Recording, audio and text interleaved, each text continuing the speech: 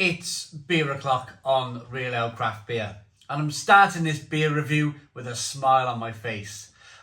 Some of you might have known that I was going to kind of slightly interact two different beer reviews together. I literally finished 5 minutes ago reviewing a Aldi India Pale Lager where I completely lost it. Very rare. I normally keep my composure these days, but I completely lost my temper with this Aldi India Pale Lager. But I've reset. I promised to come back with this Harper's Summer Ale with peach, 3.4% ABV, 500 milliliter bottle, brown bottle, British flag on the bottle cap. So my big issue, the reason why I lost my temper with the Aldi India Pale Lager from Freedom Brewery was the fact that they said it was an India Pale Lager, but they quite clearly infused it with grapefruit, and they didn't tell me. There was nothing on the front of the label, and there was nothing on the back of the label. Nothing in there was no ingredients even. So I kind of like finished the review and said, right, I'm coming back now with a peach infused beer. Now, I'm okay with this. I'm absolutely okay with this. The issue for me wasn't that the India Pale Lager. It was the fact that they didn't tell me there was grapefruit on the front of the label or on the back. They were trying to fleece me with the fact that it was a proper India Pale Lager with hops, but it was with grapefruit. At least with this beer, it says with peach. I'm okay with that because they told me quite clearly. Bit of smoke on the bottle opening, beer in the glass. The beer was between £1.30 and £1.50 for this. For a 3.4% ABV beer. It's quite reasonable, isn't it? My problem is I lost the receipt. I kept the receipt in a bag and I went through the bag as always and I lost the damn receipt. So I think it would have, if I was asked to pay £1.30 to £1.50 with this beer, yeah, I'd be quite happy with that. 3.4% ABV, one finger white head, good levels of slow moving carbonation. It's an amber coloured ale that's very clear, very bright. I'm not the hugest fan of peach in beer. I'm not the hugest fan of mango in beer. But it was my choice to buy this and review it. So now it's my duty, really, isn't it? To try and get on board with it and try and give it a fair blooming shot. Aroma. Oh, that's peachy. Yeah.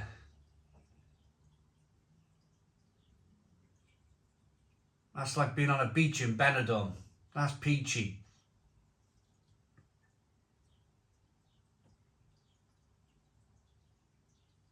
So this is what the India Pale Lager smelled like and tastes like.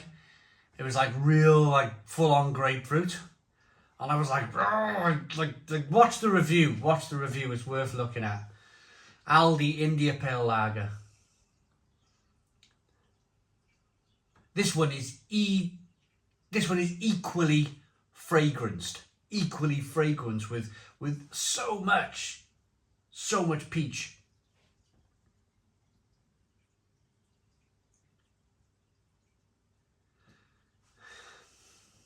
Different, I'll give it that. Should we dive in? Cheers, everybody.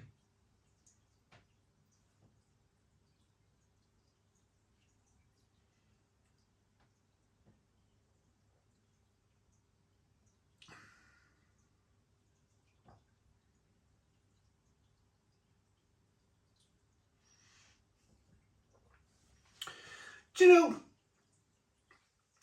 I was quite scared going into this because the aroma was like, poof. When I got my nose into it, it's like full on peach.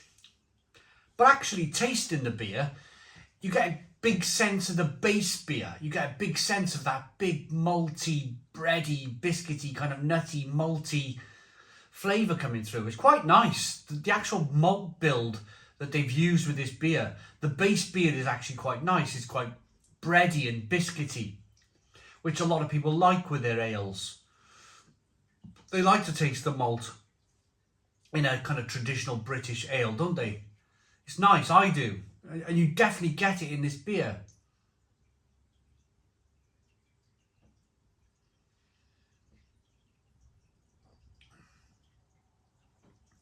In fact, peach aside, let's talk about the peach for a minute, because it's an important aspect of the beer. There's probably a lot of you out there wondering, do I buy this beer with the fact that they've infused it with peach flavourings? It's not overpowering. The aroma suggests it's going to be really overpowering and really kind of like full on. It's just going to be like some peach beer from Vault City or something like that, you know, but it's actually quite malty. It's actually quite bready and biscuity.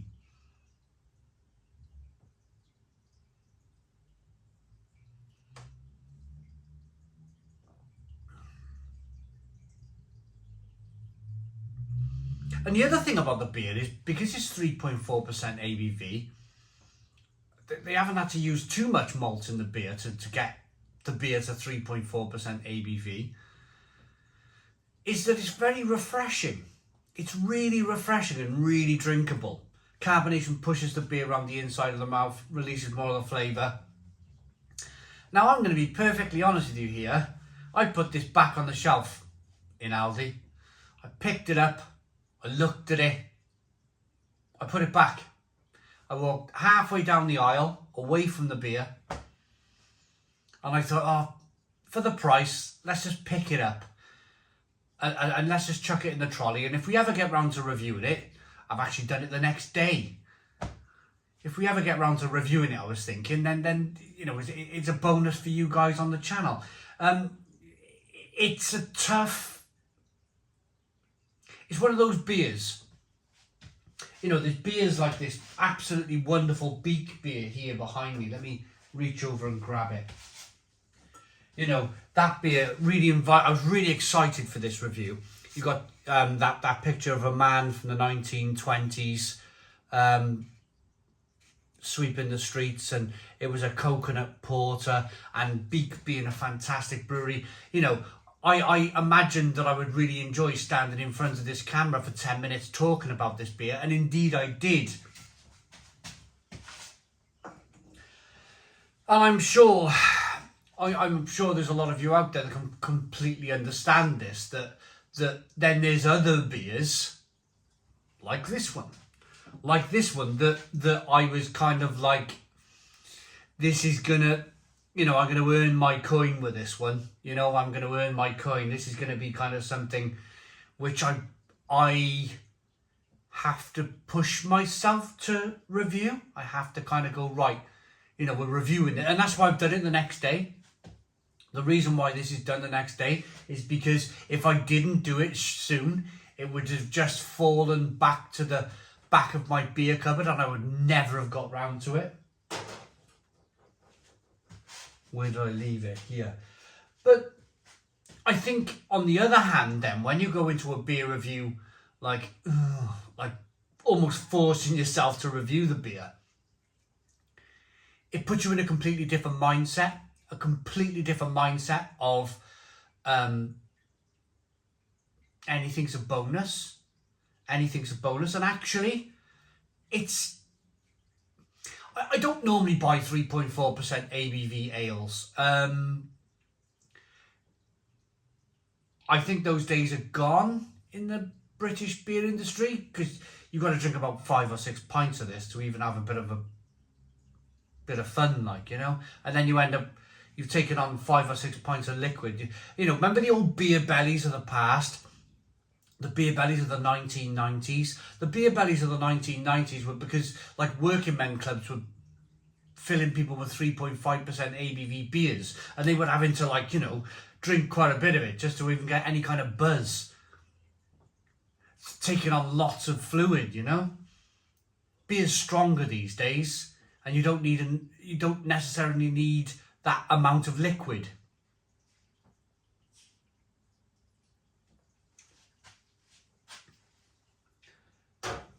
But that said, it's biscuity, it's malty, it's bready. There's some of that peach in there, which they thankfully told me on the front of the bottle, so I don't have to rave about it. It's okay. It's quite pleasant, actually. It's a 7 out of 10. 7 out of 10 from Real Ale Craft Beer. I never thought I'd be giving a 7 out of 10 for this beer. I never thought that. I'm glad I got round to reviewing it. I really am. Thanks for watching. Please put your comments in the comments box. Subscribe to our daily beer and food reviews. Give us a big fat thumbs up. Boom. Cheers.